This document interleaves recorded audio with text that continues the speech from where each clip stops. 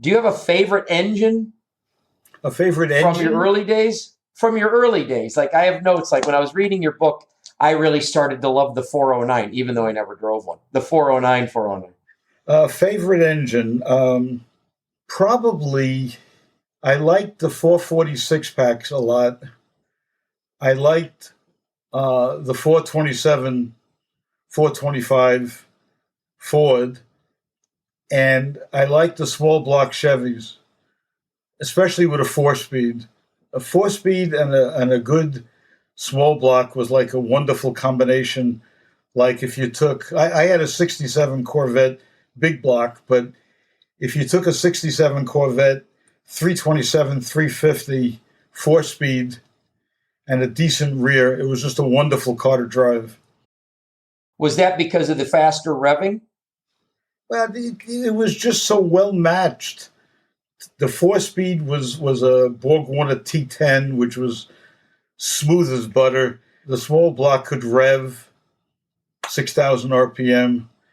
And the Corvette was just a balanced car with that engine. Also, the Z28s, Camaros, 68, 69, four speed, they were pretty cool cars too. But having a favorite engine is so difficult. I mean, engines come in style, out of style, in trend. Right now, my favorite engine is the engines that are in my cars.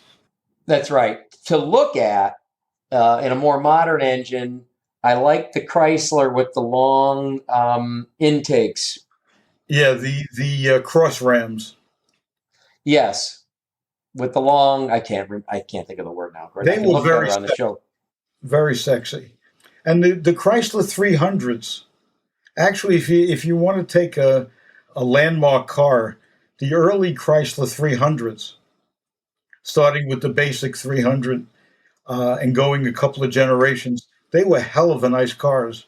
They were what Mercedes became as far as a luxurious, fast, competent sedan. They didn't have brakes, but nobody had brakes then.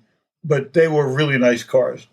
Now, by the way, I looked up. I want to give you your credit in public that on Wikipedia it says production Bricklins were powered by one of two overhead valve V8 engines, depending on the year of the manufacturer. Cars built in '74 received a 360 cubic inch from AMC. Right.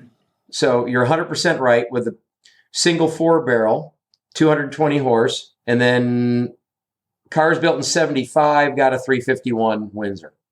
Yeah, they went to Ford. Companies did that. Actually, so did Piero Revolta go to Ford engines in his cars because General Motors and Chevrolet became very difficult to deal with. And Ford was very freewheeling and they had some good engines. So it was a lot easier dealing with them. But, Chevrolet was not that easy. General Motors was not that easy to deal with when you were buying engines for cars. My favorite all-time engine to look at and for the sound is a modified Ford Flathead. Ford, I owned a couple of Ford Flatheads because I'm old enough to have owned them when they were popular the first time. They had a nice sound with dual exhausts and steel pack mufflers. But if you want real noise, just put a set of headers on a Ford GT, and it's deafening. It's deafening.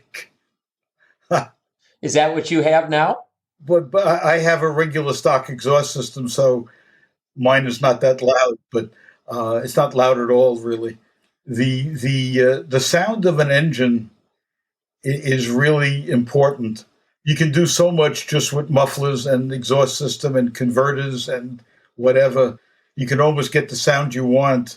But race cars, of course, have the ultimate sound. They have the market cornered on sound, and you're right. I mean, all manufacturers, or at least I should say not all manufacturers, performance car manufacturers or joy of driving manufacturers all have departments for the sound tuning of the car. Well, and, actually, I have two daily drivers, And one is my C6 Corvette convertible, and the other is an XKR convertible. And the XKR has the exhaust system where I pull a fuse. I pulled the fuse out of the fuse box so I could bypass the converters on startup.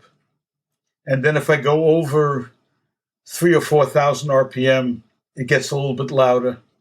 Otherwise, it's quiet. And you just pull the fuse out and take it out of the box. So it's like the modern day version of the lake pipes with the wing nuts. Yeah. This has been Jeff Stearns, Connected Through Cars.